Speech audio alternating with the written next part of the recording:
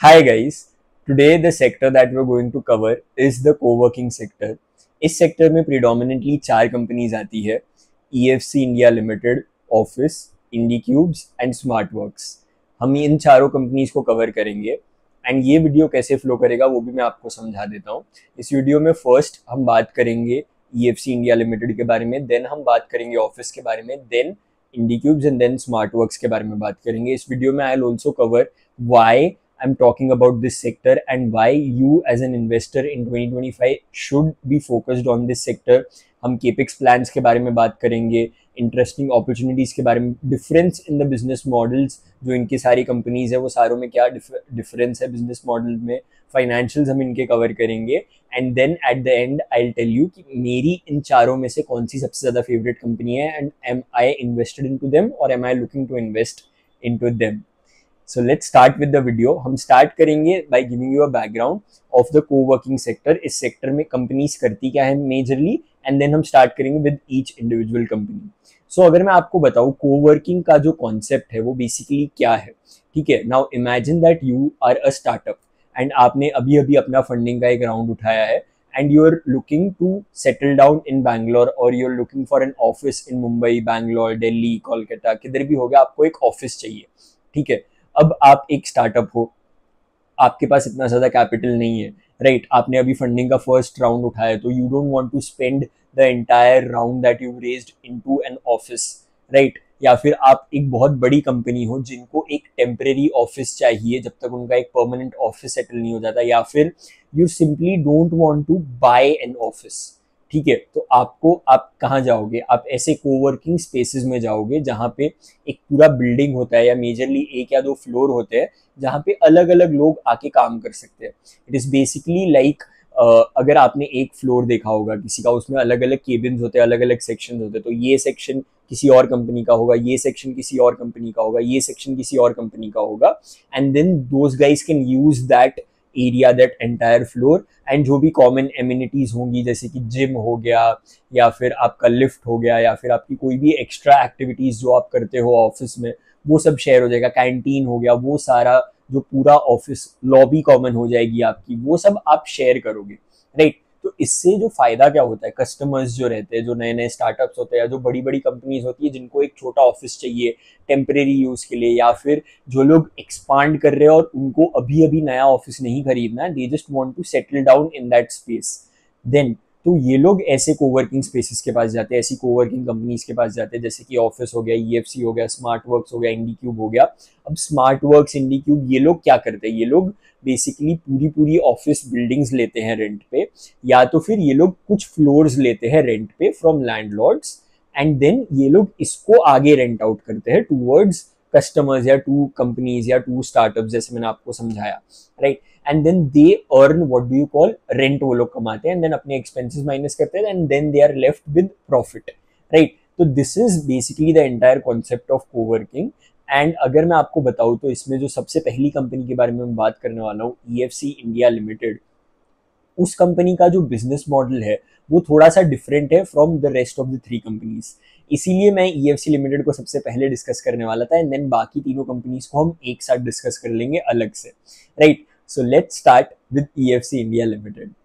Starting with EFC India limited, अगर हम इस कंपनी की बात करेंगे तो इस कंपनी के जो रेवेन्यू सेगमेंट्स है they are distributed into 3 different businesses, right. जो उनका सबसे पहला बिजनेस है it is coworking obviously, and जो उनका सेकंड बिजनेस सेगमेंट है it is design and build segment, and जो उनका थर्ड बिजनेस सेगमेंट है इट इज फर्नीचर मैन्युफैक्चरिंग, जो कि उन्होंने अभी रिसेंटली ही सितंबर 2024 में स्टार्ट किया था, राइट। And if I tell you about coworking, जो मैंने आपको पहले कॉन्सेप्ट समझाया वीडियो के स्टार्ट में, कोवर्किंग आपको समझ गया होगा, ये लोग लीज पे लेते हैं फ्लोर्स या बिल्डिंग्स या पूरा ऑफिसेज, ये लोग लीज पे लेते हैं from landlords and then they rent it out to obviously customers जो कि उनके होंगे, स्टार्टअप्स होंगे या बड़ी बड़ी कंपनीज होगी, GCCs होंगे, वो सब उनको ये लोग रेंट पे देते हैं, right. And then they charge on a per seat basis, या फिर अगर आप बहुत सारी सीट्स लेते हो तो दे charge on a section wise basis या फ्लोर वाइज बेसिस पे भी वो लोग चार्ज करते हैं, but majorly it is all on पर सीट वाइज बेसिस। तो अगर मैं EFC इंडिया लिमिटेड के बारे में बात करूं तो इनका जो Q1 FY26 में 6% रेवेन्यू आया था वो आया था कोवर्किंग से।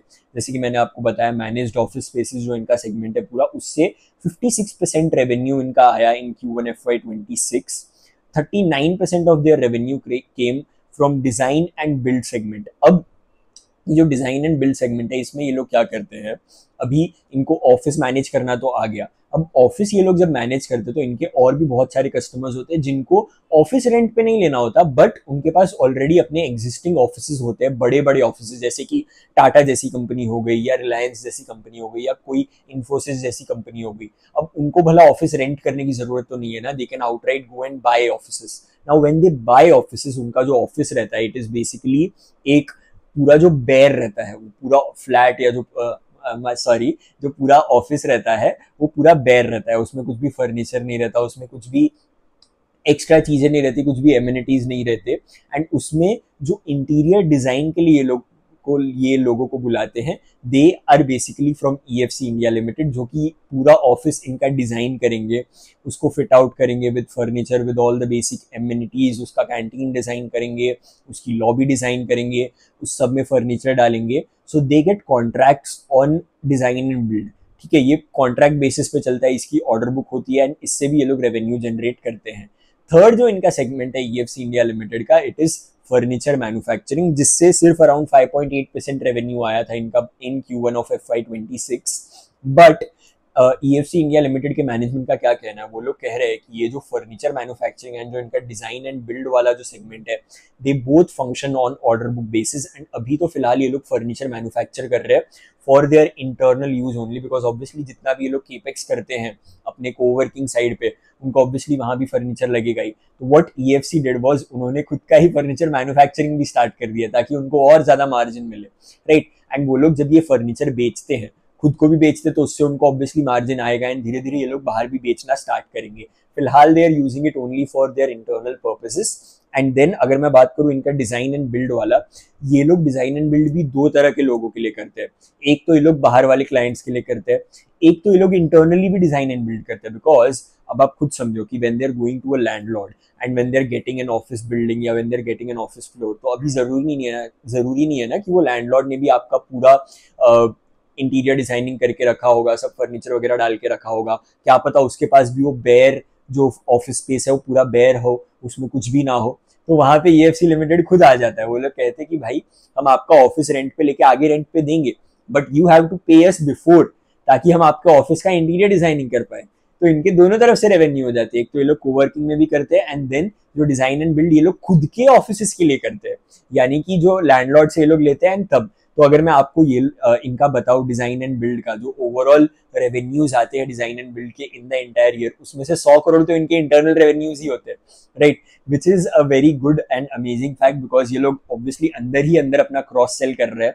And this is what I expect furniture manufacturing as well, कि फर्नीचर मैन्युफैक्चरिंग भी ये लोग अंदर अंदर करेंगे। एंड देन जैसे ही इनका कैपेसिटी बढ़ते जाएगा, एक तो मैं आपको बता दूं इनके पास जो ऑर्डर बुक है फर्नीचर मैन्युफैक्चरिंग का as of Q1 FY26 was around 22 crore का ऑर्डर बुक। बट इनकी जो कैपेसिटी है पूरी, it has a capacity to do almost 250 to 300 crore of furniture manufacturing, right. तो ये लोग कैपेसिटी को कुछ भी 10% भी यूज नहीं कर पा रहे अभी। जैसे जैसे ये रैंप अप होगा, बिकॉज जैसे मैंने आपको बताया सितंबर 2024 में ही स्टार्ट हुआ है, तो एक साल भी नहीं हुआ है इसको, राइट। धीरे धीरे ये लोग रैंप अप करेंगे। तो जैसे जैसे ये रैंप अप होगा, इससे और ज्यादा रेवेन्यू आने की पॉसिबिलिटी है। एंड अगर मैं डिजाइन एंड बिल्ड के बारे में अगर आपको बताऊं, तो design and build is like currently 39% of their revenue. In the near future ये लोग क्या कह रही है मैनेजमेंट कह रहा है कि जो कोवर्किंग वाला जो सेगमेंट है, it will be around 55 to 60% of their revenues obviously. But इनका जो design and build and furniture will start to form a major part of the revenues going forward, जैसे जैसे ये लोग कैपेसिटी रैंप अप करेंगे। अब अगर मैं बताऊं at the end of Q1 of FY26 इनको अराउंड 100 करोड़ का एक कॉन्ट्रैक्ट मिला in design and build, which was suppose to be executed in 90 days। आप खुद सोचो इस जो पूरा एंटायर इनका जो ये है बिजनेस सेगमेंट है, वो कितना ज्यादा रेवेन्यू पोटेंशियल रखता है। डिजाइन एंड बिल्ड की मैंने बात की, फर्नीचर मैन्युफैक्चरिंग भी जो आपको मैंने बताया कि ये लोग 250 से 300 करोड़ की कैपेसिटी डाल के बैठे हैं, वो उतना ये लोग कर सकते हैं। FY25 का रेवेन्यू वॉज 650 करोड़, ठीक है, and that was almost entirely coworking, right. And उसमें से अगर आप ये कह रहे हो कि ये जो और बिजनेस सेगमेंट्स ये और ज्यादा रेवेन्यू इंक्रीज करेंगे, तो आप खुद सोचो कितना ज्यादा एक रेवेन्यू ग्रोथ देखने को मिल सकता है हमें।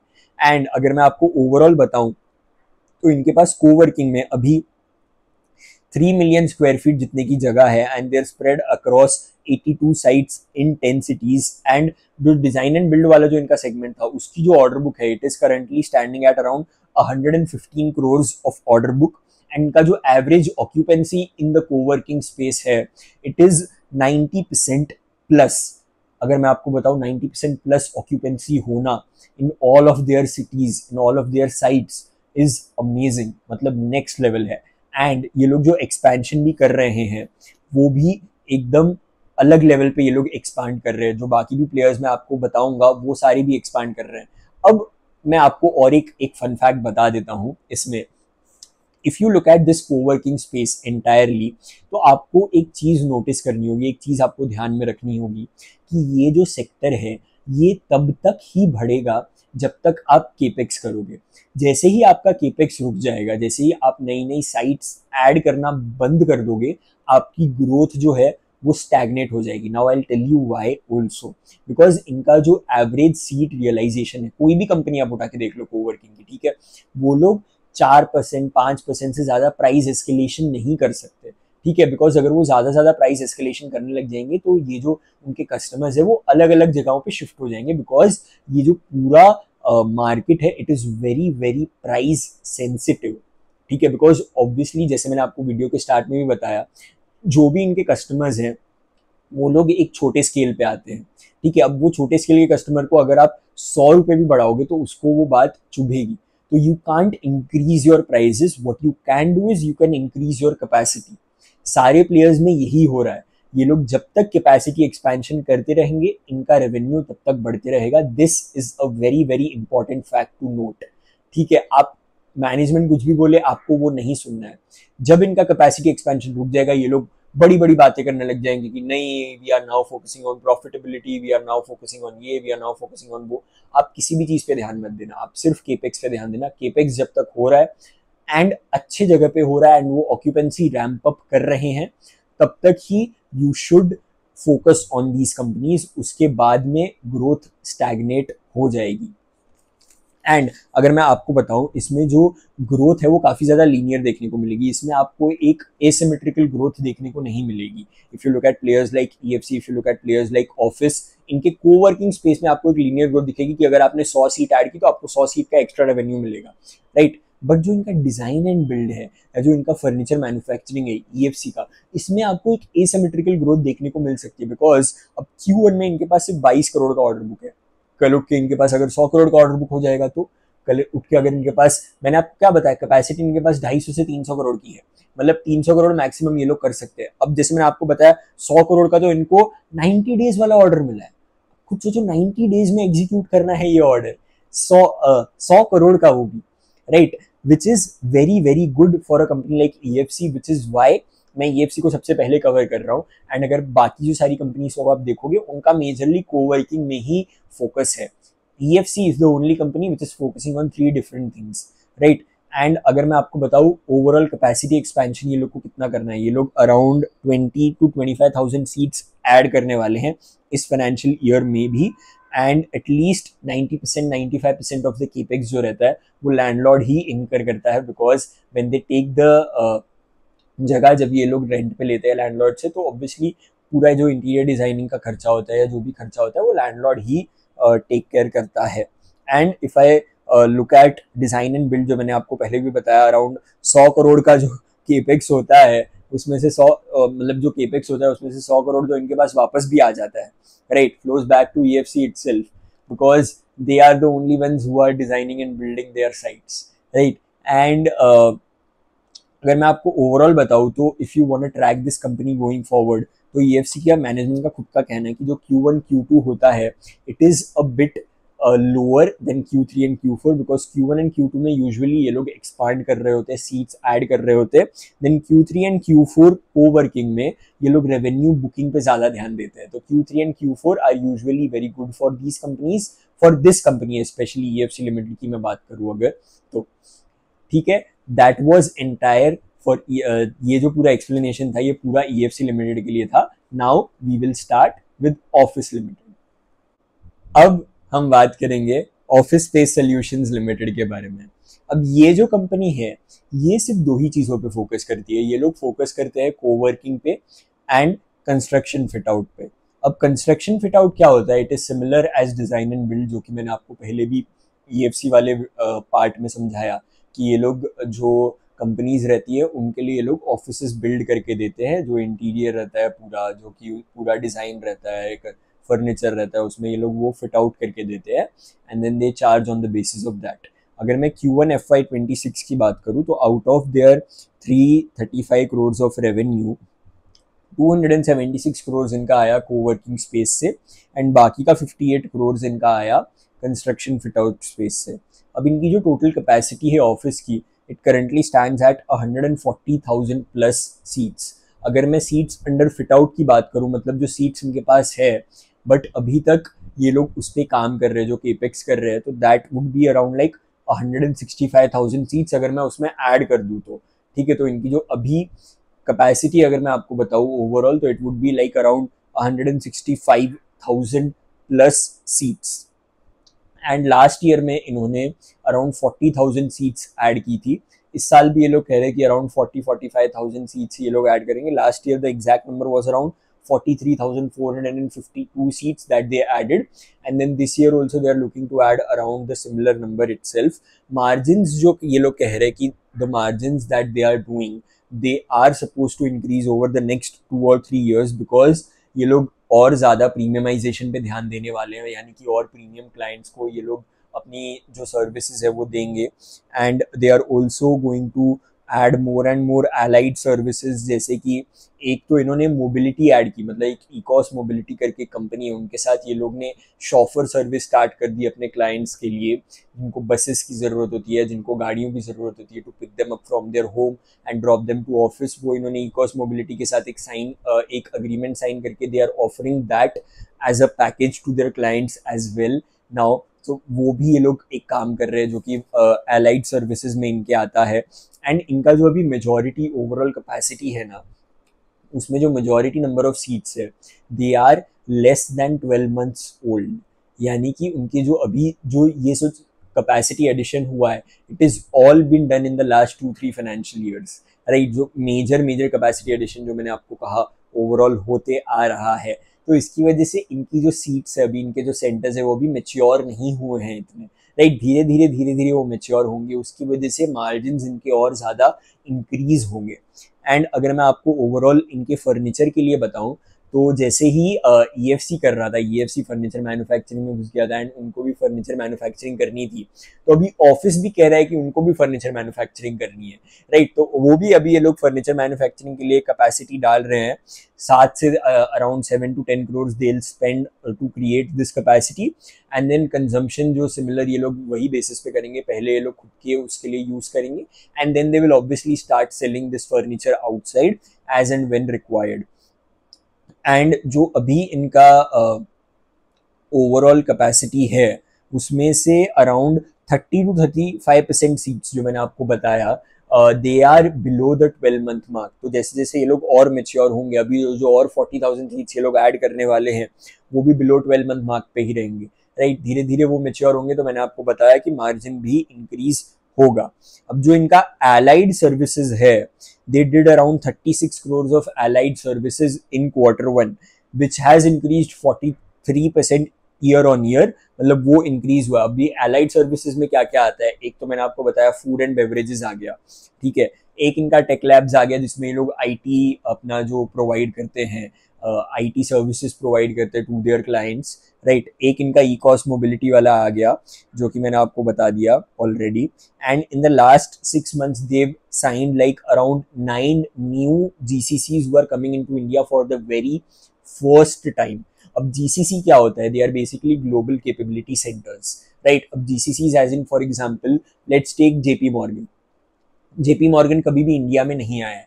हाइपोथेटिकली वी आर सेइंग कि JP Morgan कभी भी इंडिया में नहीं है, उनका एक भी ऑफिस नहीं है इंडिया में, and they are looking to expand in India, which means that they are coming to India for the very first time and they are going to open a center open a head office in Mumbai, जिससे वो लोग मुंबई या फिर India, जिससे वो लोग पूरे India पे ऑपरेशंस अपने स्टार्ट करेंगे. So that is what is called a global capability centre, which is essentially just a office of a multinational company, right. तो इसमें ये लोग क्या कह रहे हैं कि in the last 6 months 9 new GCCs have come to office, जो कि for the very first time India में आ रहे हैं. तो ओवरऑल जो इंडिया की ग्रोथ स्टोरी है वो तो आपको इंक्रीज होते हुए दिख ही रही है, प्लस इनके जो रेवेन्यू पोटेंशियल है आपको वो भी दिख रहा है, because all these global capability centres that are coming into India for the very first time, they are not going to straight out buy offices, right? They're going to go to co-working spaces, co-working companies like Office, like EFC, like IndiCubes, like SmartWorks. वहां पे इनका ज्यादा scope बढ़ता है, right. And अगर मैं आपको overall बताऊं, इन्होंने रेंटल्स अराउंड पे किए हैं 95 करोड़ के, and the profit share that they've done is around 27 crore का. इन्होंने प्रॉफिट शेयर दिया अपने लैंडलॉर्ड्स को. And before going forward with the other two companies, मैं आपको ये भी बता देता हूँ कि अगर आप स्क्रीनर पे जाके देखोगे तो स्मार्टवर्क्स एंड इंडिक्यूब्स जो हैं वो अभी लॉसेस में दिखेंगी, वो दोनों कंपनीज, राइट. एंड अभी वो लॉसेस में क्यों दिखेगी मैं आपको वो भी बता देता हूँ. एंड ये जो बाकी सारी कंपनीज है, इनके जो इबिडा मार्जिन है, अगर आप चारों कंपनीज देखोगे, ईएफसी हो गया, ऑफिस हो गया, इंडिक्यूब्स हो गया, स्मार्टवर्क्स हो गया, इनके इबिडा मार्जिन इतने ज्यादा कैसे आ गए, राइट, वो भी मैं आपको समझा देता हूँ. अब इंडिया में जो कंपनीज है ना, they are by law required to follow Ind AS, ठीक है. जो बड़ी बड़ी जितनी भी कंपनीज है, they are required to follow Ind AS. अब इंड एएस क्या होता है ना, इंडियन अकाउंटिंग स्टैंडर्ड्स में there is a provision, there is a section जहाँ पे लिखा हुआ है कि अगर आप किसी चीज को रेंट पे लेके उसको आप यूज कर रहे हो in your business, and then आप उसके लिए रेंट भर रहे हो, तो what the older accounting principles used to do, मतलब जो पुराने जो अकाउंटिंग प्रिंसिपल्स थे, according to that what you used to do was, अगर आप रेंट पे कर रहे हो तो rent is obviously your operating expense, because आप वो बिजनेस में अपना असेट यूज कर रहे हो, राइट. एंड इनका तो बिजनेस ही पूरा कोवर्किंग का है.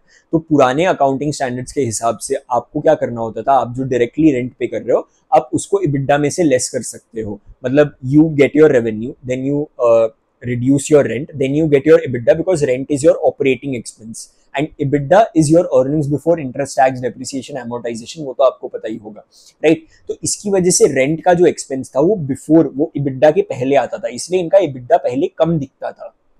एंड अभी अगर मैं बात करूं, इंड एएस जो नया वाला इंड एएस अकाउंटिंग स्टैंडर्ड्स है, वो लोग ने क्या कहा है कि ठीक है, आप असेट रेंट पे लेके आप उसको यूज कर रहे हो ना, भले आप 4-5 साल, 10 साल, 15 साल, जितने भी सालों के लिए यूज कर रहे हो, तो वी विल अज्यूम कि ये असेट आपके असेट साइड पे दिखेगा, आपका ये असेट ये आपका ही है, राइट. अब इससे क्या होने लग गया कि अगर ये असेट ये लोग अपने असेट साइड, बैलेंस शीट की असेट साइड पे दिखाने लग जाएंगे, फर्स्ट ऑफ ऑल इनको डेप्रिसिएशन चार्ज करना पड़ेगा उस पे.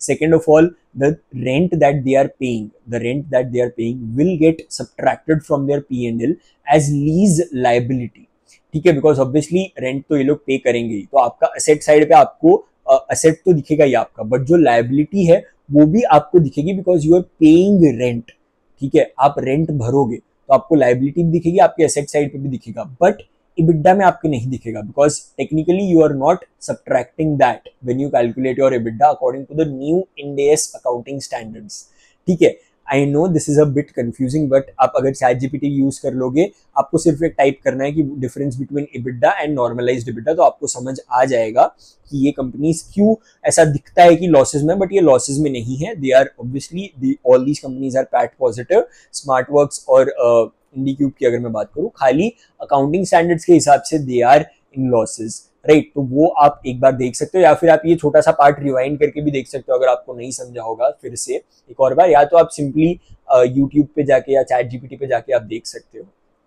Now why I was covering this, because जो बाकी के आगे वाली जो कंपनीज है उसके साथ अगर हम कंपैरिजन करेंगे तो we have to compare on a very like, जो तीनों कंपनीज है उसको प्रॉपर बेसिस पे कंपेयर करना पड़ेगा, वरना फिर it won't be like apple to apple comparison, right. तो इसीलिए मैं आपको ये पूरा कॉन्सेप्ट मैंने आपको अभी समझाया, एंड अभी हम जब मूव ऑन करेंगे बाकी के दो कंपनीज पे तो आपको समझ आ जाएगा.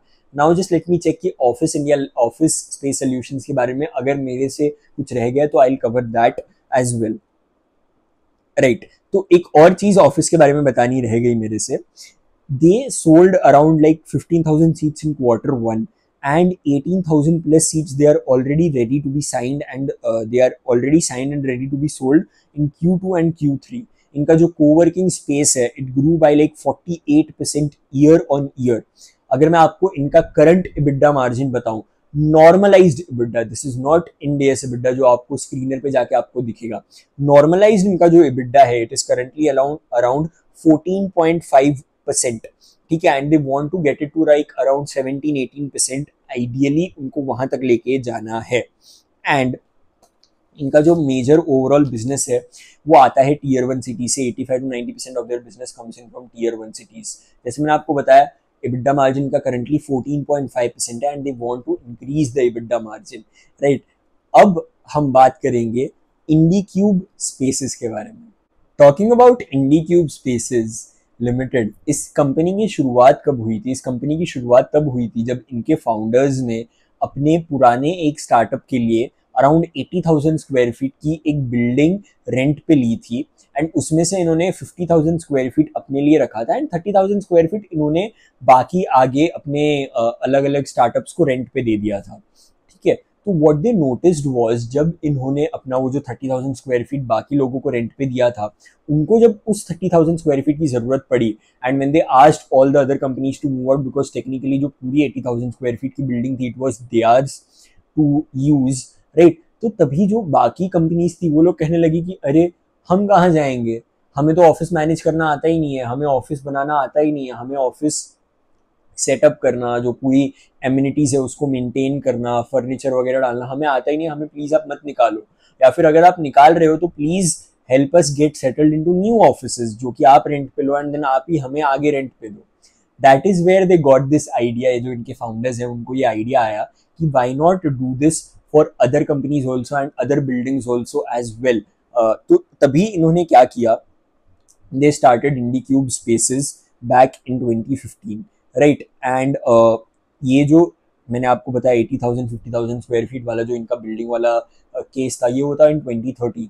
सो they got inspired by that, they started IndiCube spaces in 2015 and अभी इनके पास around 6.5 million square feet 6.5 million square feet का रेंट पेइंग एरिया है एंड अराउंड उसमें से 6.5 में से और ये लोग उसमें ऐड करेंगे around 2.2 million square feet is to be operationalised over the next 6 to 12 months. And अगर मैं आपको बताऊँ they are predominantly present in South India. Bangalore में अराउंड 23 मिलियन स्क्वायर फीट का एक जगह 23 मिलियन स्क्वायर फीट का ओवरऑल मार्केट है कोवर्किंग का. उसमें से अराउंड 5.7 मिलियन तो भाई IndiCube स्पेसेस का ही है. मतलब पूरे बैंगलोर सिटी में around 21-22% market share stands with IndiCube, right. कितनी अमेजिंग चीज है कि इन India's one of the strongest growing markets, इतने बड़े मार्केट में बैंगलोर में आपका 20-21% मार्केट शेयर होना कितनी बड़ी बात है ये, राइट. एंड अगर ओवरऑल रेवेन्यू के बारे में बताऊँ तो दे आर सेइंग कि they will increase their revenue by like 30% in the coming few quarters. And अगर आप ओवरऑल इनके रेवेन्यू कुछ पिछले क्वार्टर्स में भी देखोगे तो they have performed very very amazingly. And Bangalore and Chennai में दे आर प्रीडोमिनेटली प्रेजेंट. इनका भी बहुत रिसेंटली ही IPO हुआ है. एंड जैसे मैंने आपको पहले भी वीडियो में बताया कि अगर आप स्क्रीन पे जाके देखोगे तो आपको दिखेगा कि इसके जो नंबर्स है बहुत ज़्यादा लॉस मेकिंग है. इनकी जो EBITDA मार्जिन वो 61% है, but that is not the truth. अगर आप देखोगे दैट इज़ ओनली बिकॉज जो इंडियस इनको फॉलो करना पड़ रहा है उसकी वजह से. बट अगर आप बिजनेस परस्पेक्टिव से देखोगे तो इनका जो नॉर्मलाइज्ड रेवेन्यू है that should come around like 313 crores, जिसमें से अराउंड 98% इनका रेवेन्यू रिकरिंग है. एंड अगर मैं आपको ओवरऑल EBITDA के बारे में बताऊँ तो EBITDA मार्जिन जो है इनकी that came to around 21% in Q1 of FY26 and around 13% थी ये back in Q1 of FY25. मतलब ईयर ऑन ईयर आप देखो अराउंड 8% से इनका EBITDA मार्जिन इंक्रीज हुआ है, एक्सपांड हुआ है, ठीक है, which is very very good. And अगर मैं आपको ओवरऑल पैट के बारे में बताऊँ तो that is also like increased from like 4.6 crores to 18.5 crores margin भी इनका पैट मार्जिन जो है बहुत ज़्यादा फट गया, मतलब अराउंड 2% से 6% पहुंच गया सीधा। एंड इन ये they are present in like 120 centres across 15 cities, मतलब amongst the listed players they are in the second position. Top पे तो ऑब्वियसली स्मार्ट वर्क्स ही आता है, but they are in the second number position overall India में, right, which is very very good for a company that is just now listed. And अगर आपको ये companies को फॉलो करना है तो आपको अच्छे से इन कंपनीज को ट्रैक करना पड़ेगा, भले ही वो EFC हो गया, भले ही ऑफिस हो गया, भले ही IndiCube हो गया, या फिर स्मार्ट वर्क्स हो गया। अब स्मार्ट वर्क्स की भी बात कर लेते हैं, तो स्मार्ट वर्क्स के बारे में अगर मैं बताऊँ तो इनका जो IPO था it was 14% over subscribe, and they are currently the largest player in number of seats wise भी they are the largest player, area wise भी they are the largest player जो स्क्वायर फीट में है। अब why are they the largest player, जबकि इनकी शुरुआत भी काफ़ी रिसेंटली ही हुई है? तो what they do is, what smart works does differently is, ये लोग कभी भी एक फ्लोर रेंट नहीं करते जो आगे देने के लिए, ये लोग पूरी पूरी बिल्डिंग रेंट करते हैं, पूरे पूरे कैंपसेस, पूरे पूरे कॉम्प्लेक्सेस ये लोग रेंट करते हैं, एंड देन उसको ये लोग फिट आउट करते हैं, एंड देन उसको ये लोग आगे अलग अलग कंपनीज को जाके ये लोग रेंट आउट करते हैं, which is very very good. इसकी वजह से इनका केपेक्स बहुत ज़्यादा कम हो जाता है, बिकॉज अगर इन्होंने क्या कहा कि इनके जो ऑफिस में जो ऑफिसेज रहते हैं, what they design, 70 to 75% of the office space can be standardised. मतलब अगर ये एक चेयर ये लोग खरीदते हैं तो यही सेम चेयर ये लोग मुंबई में यूज़ कर सकते हैं, यही सेम चेयर ये लोग पुणे में यूज़ कर सकते हैं, यही सेम चेयर ये can use in Bangalore, because office chair जो है वो तो आप चेंज नहीं करोगे ना, भले आप कितनी भी अलग अलग सिटीज़ में जाओ, that will be the same. So according to them, more than 70% of these office materials that they use, it can be standardized, the design can be standardized, the place where they get this furniture from can be standardized, जिसकी वजह से इनका जो capex है it becomes very very less, because when they buy in a lot of bulk में खरीदते हैं, उसकी वजह से इनको डिस्काउंट मिलता है, उसकी वजह से इनका capex, उनका जो OPEX है per seat, it is the lowest in the industry, right? Which is amazing for a very big player, जिस साइज पे वो लोग खेल रहे हैं, ठीक है। एंड जैसे मैंने आपको बताया 85% of their revenue comes from mid to large enterprises who commit for more than 300 seats at a time, right. Mid and large enterprises से आपका 85% रेवेन्यू आ रहा है, मतलब आप कितने ज्यादा सिक्योर हो as a company, because these companies कभी भी कुछ भी, अगर इकोनॉमिक डाउनटर्न आया या रियल एस्टेट डाउनटर्न आया, तो दीज जो इनके कस्टमर्स है they don't go out, right, वो लोग छोड़ के नहीं चले जाते, because they are not startups, they are large and mid enterprises, right, जिसकी वजह से इनको भी बहुत ज़्यादा हेल्प होती है स्मार्ट वर्क्स को वर्किंग स्पेसेस को। टॉप 10 जो इनके क्लाइंट्स है they contribute to less than 20% of the revenue, which is again phenomenal, right. कितना ज़्यादा डाइवर्सिफिकेशन देखने को मिल रहा है, आप खुद देखो। ओवरऑल अगर मैं बताऊँ तो ये पूरा सेक्टर जो है इसमें डबल डिजिट कैगर ग्रोथ देखने को मिलेगी, राइट। हर कंपनी जो है इनकी वो अच्छा ही करेगी, भले ही वो ऑफिस हो गया, भले ही EFC हो गया, भले ही IndiCube हो गया, भले ही स्मार्ट वर्क्स हो गया, हर company is set to do, is poised to do well, because market ही इतना अच्छा है, राइट। मार्केट इंक्रीज होने ही वाला है इन the coming few years, in the coming 5-10 years, right, जिसकी वजह से आपको ये सेक्टर को ट्रैक करना चाहिए, which is why I am reiterating again and again, and इसीलिए ही मैंने ये वीडियो बनाया है, राइट, ताकि आपको ये कंपनीज के बारे में पता चले, ये सेक्टर के बारे में पता चले, जहाँ पे डबल डिजिट कैगर ग्रोथ आ रही है, हर कंपनी अपने ईयरली बेस्ट एवर रेवेन्यूज पे है, हर कंपनी एक्सपांड कर रही है, हर कंपनी नए नए बिजनेस सेगमेंट्स में घुसने की कोशिश कर रही है। एंड इनके क्लाइंट्स, अगर मैं स्मार्ट वर्क्स की बात करूँ तो इनके क्लाइंट्स गूगल, EY, फेडेक्स जैसे इनके तो क्लाइंट्स है।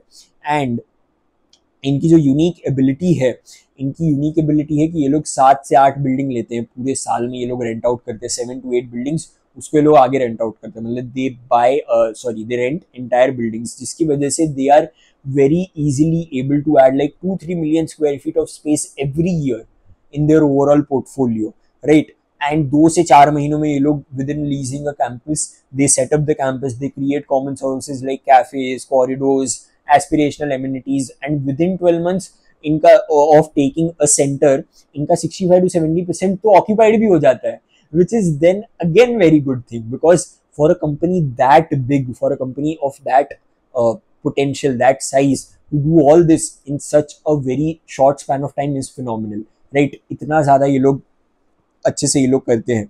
नॉर्मलाइज्ड EBITDA अगर मैं आपको बताऊं तो अराउंड 16% का इनका नॉर्मलाइज्ड EBITDA आता है. 25 to 30% growth without external funding ये लोग कर सकते हैं, एंड विदाउट एक्सटर्नल फंडिंग ये लोग करेंगे भी. डेटर डेज इनके लेस देन अ वीक है. नॉर्मलाइज्ड पैट मार्जिन जो है इनका 4.4% पे है, एंड इनका जो एवरेज सीट रेंट है it is around like 7,900 rupees. They are able to maintain the lowest capex, lowest opex जो मैंने आपको बताया. एंड अभी अगर मैं आपको बताऊं, चारों कंपनीज मैंने कवर कर ली है. चारों कंपनीज के बारे में मैंने आपको बता दिया है. EFC हो गया, ऑफिस हो गया, स्मार्टवर्क्स हो गया, इंडीक्यूब हो गया. अब EFC जो है उसमें ही थोड़े से बिजनेस सेगमेंट जो अलग है, फर्नीचर मैन्युफैक्चरिंग, जो डिज़ाइन फिट आउट वो, और ऑफिस में भी डिज़ाइन जो कंस्ट्रक्शन फिट आउट है उसमें. बट ये जो इंडीक्यूब और स्मार्टवर्क्स है इसमें मेजॉरिटी का पूरा जो इनका रेवेन्यू है comes from coworking only. They are not focused on construction fit out, they are not focused on furniture manufacturing. ठीक है. अब आपके स्क्रीन पे एक इमेज आ रही होगी जिसमें मैंने कंपेयर किया हुआ है स्मार्टवर्क्स को, इंडीक्यूब एंड ऑफिस को. अब मैंने ये तीन कंपनीज को ही क्यों कंपेयर किया, EFC को क्यों इंक्लूड नहीं किया? बिकॉज EFC जो है they are not declaring their normalized EBITDA numbers, they are not declaring their normalized profit before tax, profit after tax numbers, जिसकी वजह से मैं इनको इंक्लूड नहीं कर पाया इस कंपैरिजन में. बट अगर आप नॉर्मलाइज्ड बेसिस पे देखोगे जिसमें रेंट जो है वो लोग सब्ट्रैक्ट कर रहे हैं from their revenue to get EBITDA, जिसमें मैंने आपको वीडियो में पहले भी बताया, तो आप देखोगे तो इंडीक्यूब जो है उसका सबसे ज़्यादा EBITDA मार्जिन आ रहा है. 21% का EBITDA मार्जिन उनका आ रहा है. एंड अगर आप देखोगे तो जो ऑफिस है उसका 14.5% का EBITDA आ रहा है. स्मार्टवर्क्स जो है उसका अराउंड 16% का EBITDA आ रहा है. Smartworks being the largest player in coworking, right. And उनका जो प्रॉफिट बिफोर टैक्स मैंने क्यों लिया, अगर आप पूछोगे कि Q1 profit before tax margin आपने क्यों लिया है, तो अगर इंडीक्यूब एंड स्मार्टवर्क को आप देखोगे स्क्रीनर पे जाके, जैसे मैंने आपको पहले भी बताया कि ये दोनों companies are loss making in the eyes of law, which means they are not paying any taxes, right. तो if they are not paying any taxes, इसकी वजह से हमको पैट का नंबर नहीं मिल रहा था appropriate apples to apple comparison करने के लिए. तो मैंने प्रॉफिट बिफोर टैक्स जो कि नॉर्मलाइज्ड बेसिस पे कैलकुलेटेड है, जिसमें लोग EBITDA के पहले ये लोग रेंट रेवेन्यू लेस कर रहे हैं, उसमें अगर आप देखोगे तो प्रॉफिट बिफोर टैक्स आप देख सकते हो तीनों कंपनीज का क्या आ रहा है. अब मैं आपको बताता हूँ कि मुझे इन चारों कंपनीज में से कौन सी ज़्यादा कंपनी पसंद है. तो if I look at Smartworks and if I look at EFC, these are the two companies जो कि मुझे ज़्यादा पर्सनली पसंद आ रही हैं. बिकॉज अगर आप देखोगे तो स्मार्टवर्क्स का जो बहुत ज़्यादा एक अमेजिंग स्ट्रैटेजी है कि वो लोग पूरी की पूरी बिल्डिंग लेते हैं, देन उसको रेंट करते हैं, देन उसको आगे रेंट करते हैं, विच मीन्स कि जो केपेक्स है compare to all the other players वो बहुत ज़्यादा कम लगता है.